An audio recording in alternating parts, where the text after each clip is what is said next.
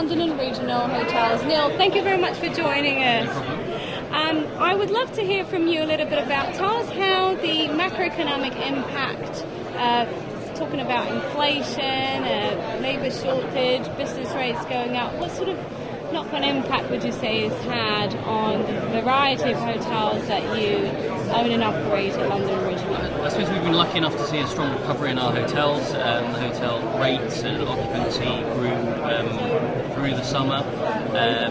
Rates have continued to increase, but with that more challenges of staffing, food and beverage costs, and also for energy. We're lucky enough to be relatively well hedged, but I think all of us see a bit of a cliff edge as the hedging that has been put in place starts to fall away.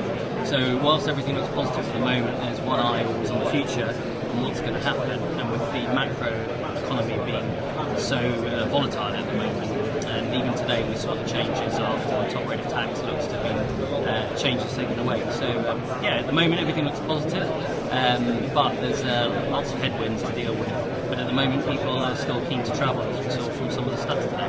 There's definitely a lot of pent-up demand that we can benefit from. And would you say from an operational standpoint, what sort of challenges are you hoping and you're looking to address this year? I think continuity of staff, ultimately with hotels as well as the building itself, it's all about service and getting the right level of staff, getting staff to stay in place is all about service levels. So staffing is key to our list. As well as that, it's the return of corporate into the market. It's how do we get in front of the corporate travel bookers and encourage people to keep travelling as the leisure market potentially starts to head back to work. Yeah, I think it's all about how you're going to drive value for them to retain them.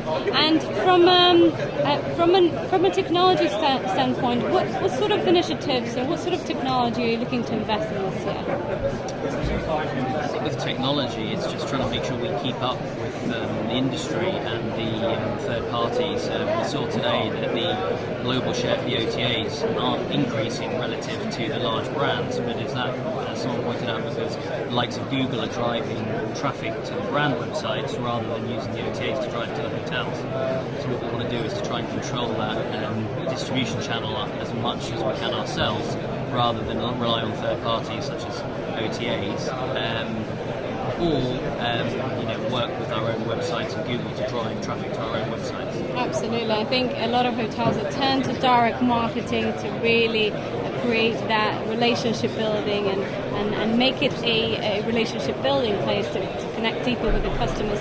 What sort of changes have you experienced in your direct channel post-pandemic? I think in terms of our direct channels, we've seen much stronger bookings in our direct channels. We've seen much stronger bookings coming through the brand websites as people seem to, early on in the pandemic, look for the safety of the brands.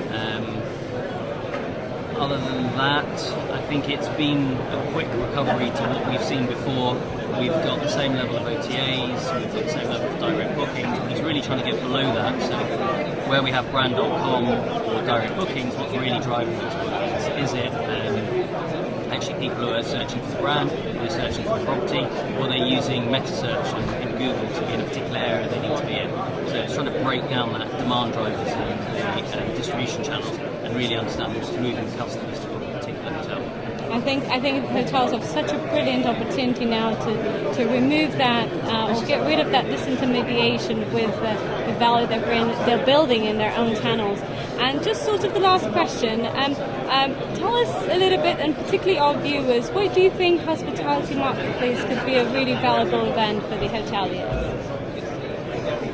I think there's so many different strands to asset management now. By having someone like Hospitality Marketplace who can bring all those strands together through various independent companies rather than the larger corporates who are starting to dominate, gives us an opportunity to look at some alternatives into how we manage our distribution systems, how we manage our operations, but try to collate those systems into one usable format of information rather than lots of different strands which give sometimes conflicting information. Well, very grateful for your time. Thank you very much, Neil.